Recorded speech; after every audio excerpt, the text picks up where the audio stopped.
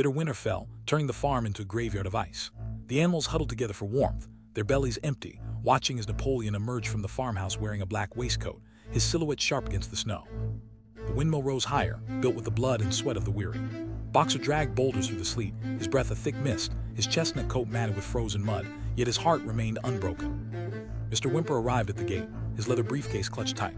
The animals watched in stunned silence as a human walked freely among them, shaking a pig's trotter in a cold, professional greeting. Fear took root in the barn. Napoleon called a meeting, his dogs snapping at the air. He accused animals of being Snowball's spies, their glowing amber eyes reflecting the terror of the accused. Then came the great purge. 4 pigs confessed impossible crimes, and before a word could be uttered, the dogs tore through them. The snow in the yard turned a deep, haunting crimson. Clover led the survivors to the knoll. They tried to sing Beasts of England, but their voices were weak and mournful. The song of hope had become a dirge for the dead. Squealer appeared with a decree. Beasts of England was forbidden.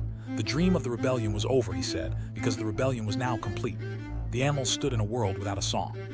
A second battle erupted, the Battle of the Windmill. Humans returned with fire and powder. A deafening roar filled the sky as the windmill, their years of labor, vanished in a cloud of black smoke. Boxer was wounded, his great leg bleeding, but he refused to stop. He worked until his lungs finally gave way, collapsing beside the ruins of his masterpiece under the setting sun.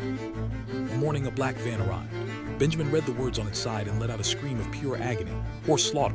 He galloped after it, but the van was too fast.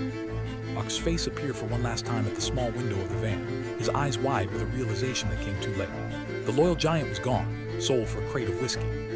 Squealer lied again, telling them Boxer died in a hospital. But that night, the pigs held a banquet, their laughter echoing from the farmhouse as they toasted with the blood money of their friend. Years passed. The windmill was finished, but it ground corn for profit, not light for animals.